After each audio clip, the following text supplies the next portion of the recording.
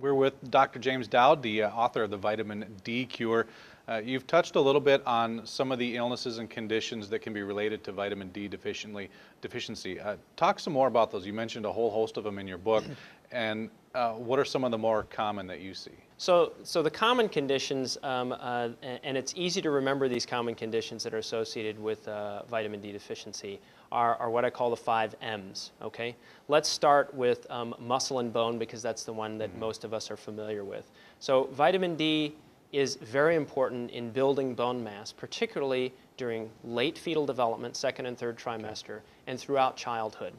And a whole host of studies have come out now showing that if your bone mass is low early in childhood, your risk for low bone mass stays with you as you age, meaning osteoporosis, which we think of as a disease of elderly patients, may actually start in childhood by just not saving up enough bone. You can think of your skeleton as an IRA, a retirement account, and you've got the first 20 years of life or so to fill that account up, and then it's got to last the rest of your life, okay? And if you don't fill it up, you start behind the 8 ball, okay? So bone is very critical, dependent on vitamin D for optimizing bone mass, okay?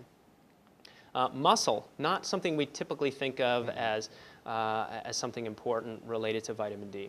But studies show in elderly populations that deficient patients are weaker. They have less grip strength, they have less quadricep strength, and they have less balance and coordination. So when they have these sit-stand tests where you sit in a chair, you walk 20 feet, you turn around, you come back, you sit back down, and you can time this. And when they do this in elderly patients who are vitamin D deficient, it takes them a lot longer to do that than when their vitamin D level is normal. And we see more hip fractures in patients because of this instability and falls. So muscle and bone are important when it comes to vitamin D. When you talk about muscle and bone, I think it's interesting, and most people I don't think know this, how important it is early in life to establish that. I mean, most of us as young kids and teenagers aren't probably eating well and doing the things that we should, but that's when it's most important. Yeah, I try and emphasize that in the book because I was trained also as a pediatrician, so I'm an adult and pediatric rheumatologist. Is the importance of vitamin D. Vitamin D is an anabolic hormone.